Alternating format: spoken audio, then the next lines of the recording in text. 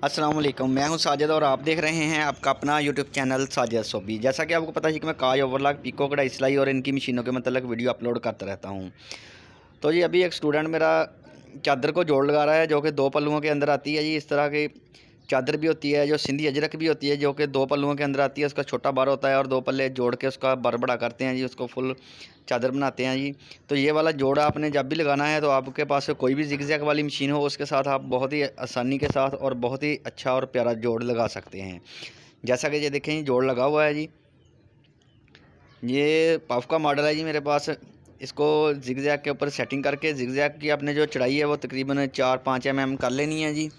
और दोनों पल्लुओं को आपने सीधा सीधा रखना है और अपनी दंदराल स्पीड है जो वो बिल्कुल कम कर लेनी है। 1.5 के ऊपर कर लेनी है, जैसा कि एक एम्ब्रॉयडरी की लाइन लगती जाती है। और अपना जो गोडा होता है, जो जिगजैग की चढ़ाई होती है, उसको आपने जो है वो तकरीबन 4 mm के ऊपर कर लेना है। 4 के ऊपर कर लें, 5 के ऊपर कर लें। और जो आपके ये दोनों पीस हैं इनको आपने एक दूसरे के ऊपर नहीं रखना बल्कि एक दूसरे के सामने रखना है जी। एक दूसरे के सामने रख के इसको चलाते जाना है, एक दूसरे के ऊपर नहीं रखना। और आपका जोड़ा बहुत ही प्यारा और ख़ूबसूरत लगेगा जी। ये देखें जैसे ये वाला लग रहा है अभी।